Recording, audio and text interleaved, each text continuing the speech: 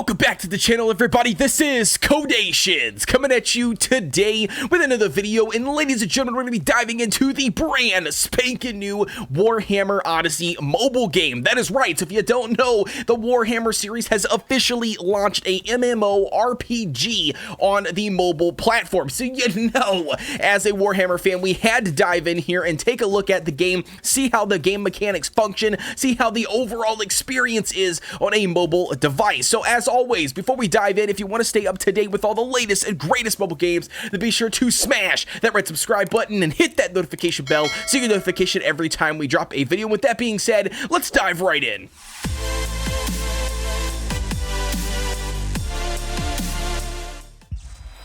Diving right in, ladies and gentlemen, so the first thing we're going to be talking about is going to be how to exactly create a character. And because the game is free, what exactly do you not get for free, right? Because everybody wants to ask that million-dollar question, is that this is an MMORPG that is free, doesn't cost any money. How can it be fantastic? And not only that, just it's an MMO on a mobile device. So how exactly does it function? So the first thing we're going to be taking a look at here is right out of the box, you get basically 2 free character slots. So you can see right here on the bottom left-hand corner. Now, as always, we did create an Archmage. If you know me, you 100% know that I always like to be a spellcaster of some sort, and I always like to play a female in a game. I'm staring at a screen for so long, I don't really want to stare at a male figure if I don't have to. So, boom, bada bing, we've got an Archmage on our first character slot. So, let's click on the second character slot, and I want to show you guys really quick.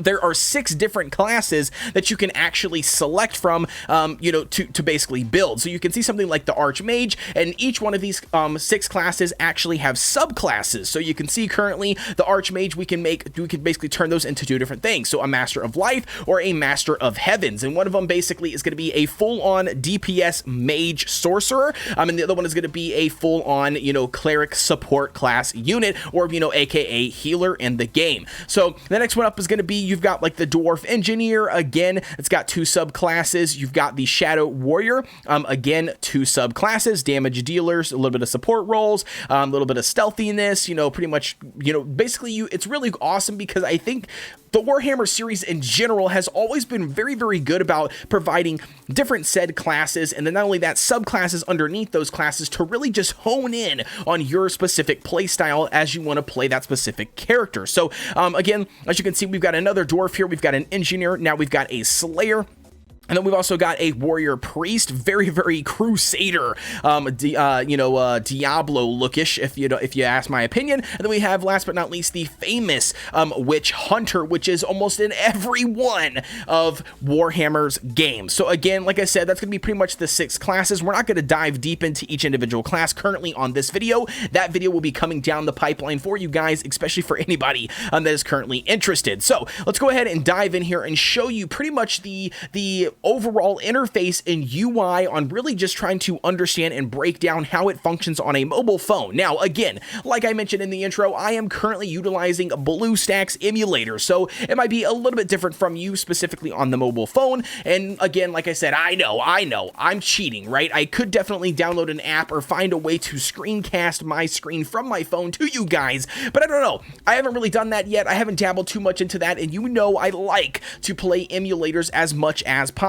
to give me that full experience when I am recording. But you already know I can't sit in front of a computer all day long and run on an emulator, so I am definitely grinding out on my phone off camera, basically. So the first thing you're going to notice right off the bat is going to be the joystick on the left hand side, which is going to be this skull. So as you move this joystick, that's going to be pretty much pretty self-explanatory when it comes to a lot of MMOs, especially on a mobile device. You're going to have a basically an invisible joystick on the screen that you're going to then be able to control the character's movement. Now, the next thing you need to note right off the bat, if you've ever played anything like Genshin Impact, for instance, and I mention that one because that's the most recent one that has been a similar camera control, and that's going to be your right hand thumb on your phone pretty much. So what you're going to be able to do, unless if you swap the controls, is you pretty much can move the mouse, in my case, if you're running on an emulator, or your right thumb, and then as you do, it will actually move your screen. So this doesn't control your actual character, but instead it controls your direction of look or the camera. So therefore you have to use these 2 items, combined in sync in order to create that full immersion gain experience. So to give you guys an example here, like I said, we are controlling the joystick to move our character, but our camera never shifts, never moves. So as we do this, it actually moves. So to create that full immersion, as you can see, the joystick on the left is moving along with my mouse going across the screen. So again, it might be a little bit of a distraction for you guys, but that will actually not be there when you're playing on the mobile device. But that's going to be pretty much the entirety of the functions of the actual your character. So the next thing up we've got is going to show you a little bit of combat here. So I can click on this guy to show you. It brings up a little bit of more information. He's level 4, and you can see that this is the name of that specific enemy, and then you can also see the health bar.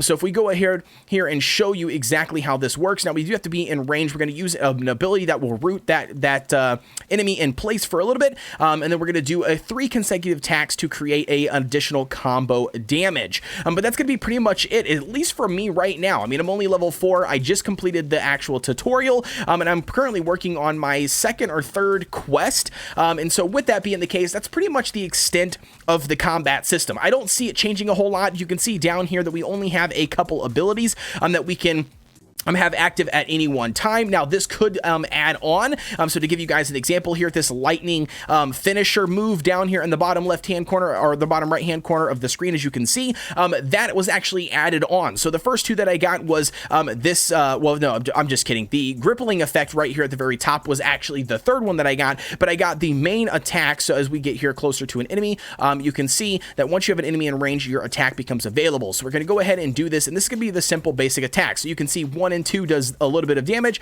but if you do a consecutive of 3, it does a massive more amount of damage. And then not only that, you can see we can finish him with this electrocution here to do a pretty decent damage as well. And then, like I said, that's going to be pretty much the extent of combat, or at least me for right now. Now another thing to keep in mind, as you just saw right there, is when it comes to the individual loot system in the game, it looks to be fully auto. Now I could be completely wrong. Maybe that does change. Maybe that's a setting that you can actually turn off, that it doesn't actually auto loot everything. But in the top left hand corner, as you can see right here, you have defeated this enemy, I've gained experience, and then loot I have collected automatically is going to be those bronze pennies. The same thing goes for gear. I have collected a couple pieces of gear here. Let's go ahead and open this bad boy up. And I will show you, are we taking damage? What is going on here? I'm taking some sort of damage. I'm not really exactly sure why my screen is shaking, but like I said, clicking on here is going to be your hot menu or your fly out menu. We do have that shop. We do have the character screen. Again, we'll dive a little bit deeper into this in a second. But again, like I was showing you here, I've collected a couple pieces of gear, as you can see. Oh, look at this. Very, very nice. We've got a green set of gear. It shows you the additional abilities. So let's go ahead and assign that. So as you can see that, I did not know that I picked that up. It just happened to automatically loot that. Again, it might be a setting. If you know, drop a comment down below. I would like to hear from you guys on what your guys' thoughts on that. But that's going to be pretty much it when it comes to the looting of enemies from what I have found. Now, that leads me into the next thing that I want to talk about in this video is going to be the leveling up system. So in the tiers and the trees that you can do. So it looks like everybody's going to have to, no matter what class you are starting to build or you choose at the beginning of the game, you will have a set, or I think I'm actually getting attacked. I think that's what that, there we go. Yeah, we are getting attacked. All right, so let's go ahead and root this guy so he can no longer chase us down, do additional damage really, really quick. I do apologize, guys. I just need to get back to a safe zone here really, really quick. So let's go ahead and head over here. Just to show you what I was talking about. All right, so we're going to go ahead and click open the fly menu, go to the character screen, and what I was saying was, no matter what class that you actually pick, it looks like you're going to have to build some portion of this tree out no matter what, because as you can see here, I can't go anywhere but down. So once you scroll down here, you're going to unlock all of this, but it looks like choose a specialization. That's going to be those 2 options that I was telling you, or those aka those subclasses. As you can see, specifically for the Archmage, we've got the Master of Life, and then we also have the Master of whatever this was. I can't even remember. It just went away. But anyways, you get the point. So, and that looks like that does not unlock until level 12. So we've got quite a bit of grinding to do, but nevertheless, we will definitely push forward to get this unlocked for you guys, to bring this content to you, to kind of really break down the leveling system a little bit more. But as you can see, as you level up, you will get these items called AP, and then that's going to be what you actually use to level up these individual skills, as you can see right here, level 2 all the way down to level 6. It gives you the individual bonus stats as well. Pretty straightforward when it comes to a MMO/RPG. Now, the next part that you can actually dive a little bit deeper in and kind of mid-max your character, and that's going to be the individual talent points is what I'm going to call them. They again call them skill points or SP. It doesn't really matter what term you use, but nevertheless, you can see exactly what you could pump into. So weapon skill, accuracy, initiative, wounds, focus, and leadership. Again, we're not going to dive too heavy into this because I will come out with a guide with probably tomorrow or the next day for you guys breaking down exactly what the individual stats mean and then what stats you should be running on a specific character. So moving down the line a little bit here, we've got some general points that you can see. You can see my current HP points is this, energy, armor, and power, etc. And then not only that, this game has a massive, and I mean massive, reputation system. There's going to be a lot of things in the game that you basically have to grind out reputation, whether that's through quests, whether that's from killing mobs, whether that's from discovering areas, beating up world bosses,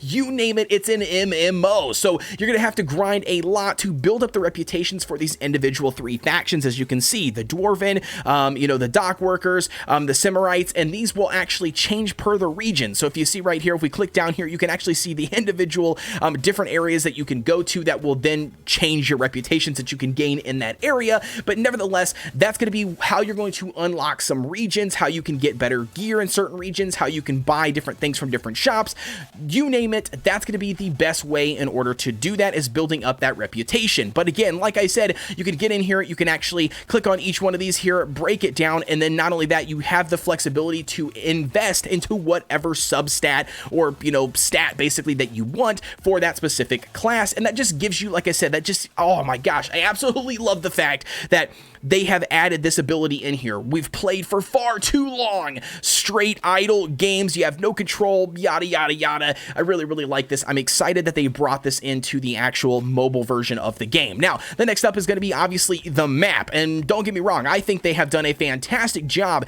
at putting a very interactive map in the game for you guys that you can pretty much click on anything. You can read more on those items, what they are. You can actually click on this and see all of the ledger, what each individual of those items are without even having to click on the items. You can filter out the map, you can click certain buttons, you can pretty much track where you are, etc. It's very, very nice. Now, the next up is going to be pretty straightforward, and that's going to be the quest system. Over time, you're going to be able to pick up multiple of quests. You can pick up multiple quests at one time. You complete these said quests. Some of these are going to be, collect this, do this, escort this person here. As you can see right here, that's what we're currently on. Escort the prince or the princess here, blah, blah, blah, or the priestess, sorry, not princess. And then you can obviously track all of the ones that you have currently completed to compare and contrast versus, your buddies. But all right, diving into the last thing here we're going to take a look at, and that is going to be the shop aspect of the game. When it comes to free games in general, everybody is leery on finding out exactly what costs what and where do you invest and how do you invest in, and is it a really true free to play game, or is it a paid to win version? So now the next thing up we need to take a look at, and again, you're going to have to just make your own adjustment and your own assessment, but you can see some of the items that you can collect. So just go ahead and read some of these here. You can see things like the auction house slot, character slots, backpack upgrades. It's going to cost you these items. Let's see what that currency is. Does it tell me? Let's see. Okay, so here they are right here. So here are going to be your souvenirs. So you can see this is going to be the monetization in this game. So yes, you can buy the souvenirs. You can come to the souvenir shop, and these are the items that you can specifically buy from the souvenirs. So as you can see, your banner, it will allow you to form your own regiment, which then is a guild basically. Not only that, we've got a manual filled with exercises for the body and mind, allowing you to reset your allocation points. Again, not game changing, very, very quality of life stuff. So again, I don't think that the game's really featured, again, which might be really too early to figure out. As you can see here, we did get some of this currency or guilders currency. I'm not sure exactly where you get that. I'm assuming you get that from being in a guild potentially. But nevertheless, you can see some of the items that you can also buy from there. You can buy experience, it looks like, to level up your characters. And then you can also see that eventually they'll have some featured stuff. They don't have anything currently in here for me. And then, like I said, you can obviously buy some of the stuff. And this is going to be where that monetization really kicks into play, and what you can actually do and what you're locked behind. But from my understanding and my experience so far, I'm going to tell you guys right now, I do not think the actual content is locked by anything in the game. At least I have not seen anything. Now there is, pretty straightforward. There is a chat system in the game. You can do friends, area, group, regiment, which is going to be, like I said, that guild. So shout out to the Reinhardts of the Round Table for inviting me to join their guild. So Critical looks like he is going to be the general at that level 18. Damn, dude, the game just popped off today and he's been grinding out, man. He's been putting some hella work into grinding out. Again, I don't know any of these fellow mates, so hopefully you guys approve of me actually shouting out the guild in this video if you happen to catch this video. But like I said, the next thing you can do is obviously emotes, which is very, very cool. You do have the ability to actually add people in the game, which is also really awesome. And not only that, you can see the individual items that you can tick on or off for the chat window. So again, very, very cool, very, very MMO-like. I really, really like the aspect of the game so far and what I can tell from diving into it and actually playing it. Now, again, maybe you're not a person who wants any of this shit cluttered up on your screen. You can actually minimize all of this and you can hide it to give you as much screen as possible, especially since you are on a mobile game. Now, there is a jump feature as well into the game. I have not really had to utilize it yet. Again, I'm pretty early into the game. As we continue to grind it out, I will let you know more from there. But that's going to be it for me, ladies and gentlemen. Please be sure to drop a comment down below. Let me know what your thoughts are on the game. Are you playing the game? If so, feel free to add me, man. I would definitely love to hop in there and play the game with some people. I definitely could utilize some friends to grind out a MMORPG with. So again, like I said, thank you guys very much for everything. And as always, please be sure to like, comment, and subscribe, and hit that notification bell so you get notification every time we drop a video. And I will see you guys in the next one.